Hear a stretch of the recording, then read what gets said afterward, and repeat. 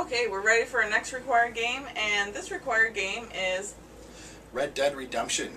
yeah, one of your favorites. Yep. Western Simulator. I mean, that's basically what it is, and it does a really good job at being just that. Mm-hmm. And it's a Rockstar game, right? That they do a great job, just like on Grand Theft Autos, of creating this big open world with different things to do and variations. Yeah, and actually, they use a lot of aspects from Red Dead Redemption when creating Grand Theft Auto 5. Yeah, because Red Dead Redemption, it made all those unique things just kind of happening in the world, and you just kind of had to go with the flow of things. I mean, you could choose to ignore it if you wanted to, but you just kind of rode around on your horse, and then things just happened. Like, you'd see a cart that was all broken up and turned over, you investigate, and then it could be an ambush, or somebody needs your help with something, or whatever. I mean, that's the kind of thing that was going on. Yeah, and all the random interactions with the different characters that just happen throughout the game. You can, there's different outcomes. You can talk to them, they'll tell you to do this, do that, whatever. You meet back up with them, and like stupid shit will end up happening. It also has a lot of really strong, grounded characters. They don't feel inorganic whatsoever. And this is probably Rockstar's better cast of women characters. Oh, definitely. Especially early on, I can't remember her name, it's been such a long time, but the woman who initially kind of lets John stay with them. Bonnie. Yeah, Bonnie. Bonnie McFarlane. She's just a really strong woman who can hold her own, and that's really refreshing, especially in a Grand Theft Auto-esque kind of Yeah, scenario. something from Rockstar. It's kind of good to see. Through the whole game, I was hoping that John Marston was going to end up with Bonnie, because his wife is a total runt with a capital C. She's just, through the whole game, where she actually comes into the game, she's just so freaking annoying, and I hate her. And Bonnie's just fun, and she's always giving him shit, and it's just so great how she does it. And the game starts out slow, like they start you out like mostly tutorials, like herding cattle and typical Western shit.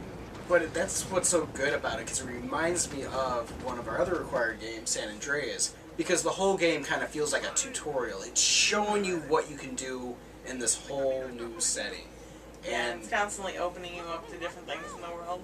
Exactly. And it's probably by far one of the best stories in a game I've ever played.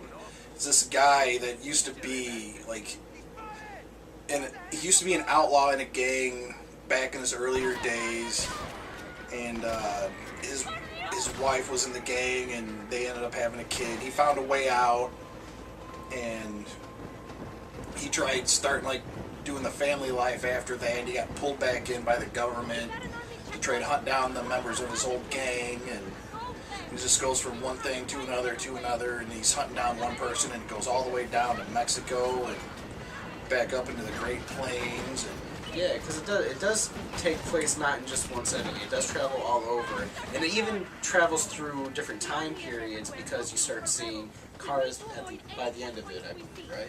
well, actually, they show cars right at the beginning. At the very beginning opening of the game, they show him like dropping a car off the boat when he comes in. But it doesn't really get there until a little bit later on. Yeah, later on in the game, well, there's going to be spoilers in this, but it goes from the beginning. Yeah. The son comes back for revenge, and it's like a few years later. I mean, he was like, what, 10 years old, like during the game. And then after the game's over, and it's like one of the best endings ever in a game. And then when the ending's over, the son kind of takes over, looking for revenge for the people that killed his dad. And then that's like where the open world comes in, the free roaming. They still got shit to do. I mean, technically, the game is over, after the main character dies. But the son kind of grows up, and it's like years later, and he comes back for revenge, and the story continues. And it mostly continues as like side quests, though. It's not an actual part of the story, but it's really unique how they did it. And another thing to mention is the expansion, Undead Nightmare, which is even better because it brings back the original character as a zombie that comes out that still somehow has his own morals, and he's still himself, and he decides to actually help people out. Oh, that's really interesting. Yeah, it is. I didn't It's, even play that at all. no, it's really unique. It's probably one of the best DLCs I've ever played. It's really big. It adds like almost a whole entire new story to the game. But yeah, it starts out, you know, the John Marston, he ends up going through all these different parts of America, you know, through history, meeting some of the craziest characters I've ever seen, like the grave robber Seth, and The guy who sells the mystery potions. yeah, But I mean, the game really Nigel gives West you... Dickens. Yeah. The game gives you all these like cool, authentic, like what you would expect out of a Western. See, that's what I like about it, is that even the scenery and the colors and everything make you feel like this is a Western, like... And it's a big ass world, but there's always something going on. You can't travel like no more than like Yeah. a little while without hearing somebody something. calling your name or Yeah. somebody yelling for help, and I noticed then that. it'll start like some little side quest. Oh, and another thing, there's random events, which is where GTA 5 got their random events, is from Red Dead Redemption. There's one where there's this a guy, and he's like with his girl or whatever, and they're like sitting on the side of the road. You pull up, and she's like laying there dead, and he's like crying. He like just pulls out a gun and shoots himself in the head. He's like falls over dead. And then here comes the expansion pack, Undead Nightmare. You literally come across the exact same scene. The dude pulls out a gun, he gets ready to shoot himself in the head, and then his wife just wakes up and starts attacking him, and he starts going crazy, Oh screaming. my god. And that is one of the funniest things. It's like a throwback to the original game in the expansion pack. This is great. I remember one of the random missions. It was, and I think it was random mission. Correct me if I'm wrong. It was a guy who you're kind of tricking into getting people because he was a cannibal or something. Or he was tricking people into so he could kill them or something like that. He was like some sort of crazy older guy like that. Yeah, there was a cannibal. There's a side mission that's pretty early on in the game when you get to the first town. I think it's called something Appetites or whatever, but you gotta like journey out and you like do some like investigating, and you find bones and you end up finding like bodies. That's it. Yeah. But the big thing for that entire game for me, and I think it was the funnest part about the game, is literally the first real thing you get, and it's the lasso. And the lasso is probably 80% of that game for me. You know, it's got guns, but the lasso really steals the show with all these cool things you can do with it. Whether you're chasing somebody down and tying them up and throwing them on your horse, to dragging them behind you, or just different stuff like that you can mess around with and kind of find your own fun in the game, and that's what's really, really cool about it. See, I haven't played much of the game or seen much of the game, but I do like the unique aspects of the gameplay and stuff like that they added. It does. Go ahead. Oh, I was saying, especially for being like Rockstar and doing Grand Theft Auto, and they're kind of similar with, you know, cars and guns and stuff all the time, having something be an open world and have the same sort of basic mechanics, but keeping such a unique feel to it. And I remember a bunch of people, like back when the game was out, they were talking about like what kind of expansion packs or what kind of DLC they get for it. Everybody's like, oh, they got to make the cars to where you can drive them. I'm kind of glad they didn't, because that would kind of just make it more like Grand Theft Auto, and I kind of like that they tried to stay away from it, you know, keep their franchises separate, and they did a really good job of that. Yeah, keep it like that Western setting where you're shooting bottles out of the air and you're playing poker and getting fist fights, and that's what was fun about the game. I don't even think I did too much of the story, mostly because I was having more fun just trying to get from town to town is hard and tasking in itself, because you get attacked by mountain lions or cougars. Or some like crazy animals that kill you like instantly. Yeah, it's mountain lions. They kill you instantly. And if you don't make it, you know, it's a Rockstar game, you go all the way back. But when you get to that next town, you know, just sitting around playing poker, playing horseshoes, watching guys try to kidnap women, and you stop them, Yeah, or I you like can just the random side stuff. yeah, you just watch things just kind of unfold. It's just a lot of fun, and people just It is, want to it's call you interesting. out and have a shootout outside, and you just go and have a shootout Yeah, outside. that's the really interesting part about it. Yeah. Yeah, and every mechanic in the game works really well too. Like like when you go out for the quick draws and the time slows down and you got to use your aiming aid and mark targets on your guy and then pull the trigger before he does. Different things like that. There's like little things where you can go in, like the very first movie theaters, like you could go in and watch like old propaganda films, like pre-World War I stuff, and it's just really unique, like a lot of the stuff that they did. And just having some characters that have integrity, like the sheriff and such, that they live in this crazy Wild West, and unlike Grand Theft Auto, where every character is such a satire that it's almost just, there's no good guy in Grand Theft Auto, but in Red Dead Redemption, there are good guys, or there's bad guys who are trying to do the right thing, and it's legitimate. It's not anything that's more in it for themselves or anything. And that's Gave, really like cool. real characters and real story for like a Rockstar game. And what you kind of expected when you were thinking, oh, Rockstar making an open world, you weren't thinking such story driven. Yeah, it has silly stuff, but that's more of the world itself, not the story. The story and the characters are pretty grounded and much more relatable than probably anything that's in a Grand Theft Auto. Yeah, and the story flows really, really good. And another thing is the music is amazing.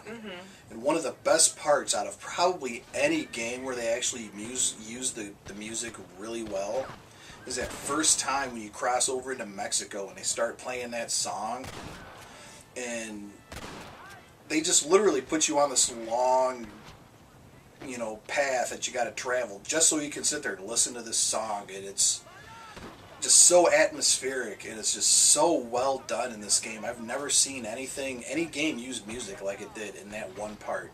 There's a couple other parts later on in the game where they kind of did the same thing, not as well, but it was still really good. But that one part when you're going into Mexico is just really cool. And another thing I'd like to note is, since they announced the backward compatibility for Xbox One, Red Dead Redemption has been judged #1 game that everybody wants for backwards compatibility.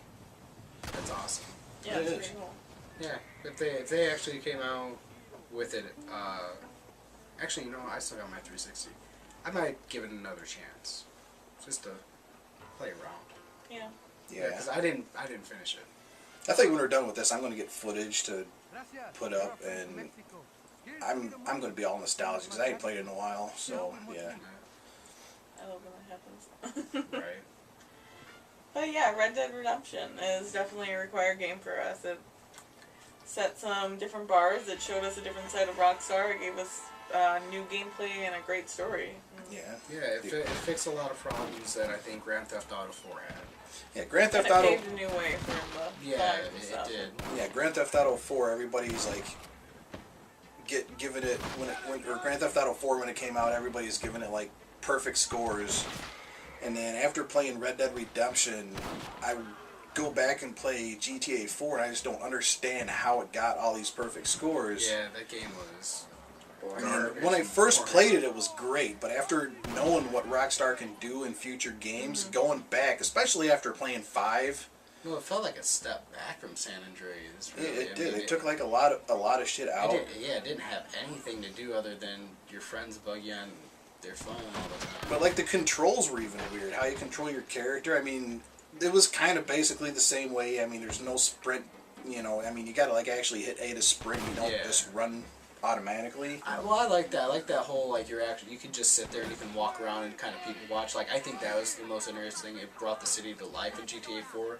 But after a while, it's so boring and one-colored. I kind of like it too, but like in but the people watching wasn't fun. Like in GTA 5, when you people watch, crazy shit is always happening, and like it's I think awesome. that takes a page from Red Dead. Yeah. That's the thing too. Just that the random things that are happening are interesting to watch, and you could actually just walk around a small western town and things are happening. And there was also awkward things in like GTA 4, like when you're running upstairs, it looks like your legs are gonna break. And they like totally fixed that in Red Dead Redemption, where everything just, all the animations are just so much smoother when you're running around. And also, a lot of people, like, I like playing Red Dead Redemption with the auto aim, because you just like you like pull out your trigger, or you pull out your gun, and you just flick your stick up, and you get used to it after a while. But you just flick your stick up, and you can almost go for a headshot every time, and it's almost challenging to do it that way than actually auto aiming, or not auto aiming, manual aiming all the time. But, yeah, this is our required game number 6, Red Dead Redemption. Check out other 5 required games, check out our E3 coverage, and some of the other little things we did, like top 10 lists, and Check us out on Twitter. Yes. Yep. Our Twitter's Require Gaming. Hit me up on Twitter if you want. Yep, hit up my YouTube channel, HLC Punk. And our Facebook page, Require Gaming. Yeah. Check me out on twitch.tv, Go Defense Mode. This weekend I plan on doing some videos that are going to be in the spirit of Arkham Knight. It's a lot better than I thought it was going to be. And I was actually losing hype on it until I got my hands on it. Mm-hmm. And it Awesome. is above and beyond any hype that I've had for any of the Arkham series. So We're going to be doing that. yeah, expect those videos. So, Go Defense Mode. My Moosey Fate. HLC Punk. See you next time. Are you going to do the rock on thing now? Oh no. All you got to do is scream at the mic and go, ah. I'm going to go like this because it's green. It'll probably look really cool. Just throw it out. No. Come on, just rock on. No. You Come know, on! Ah.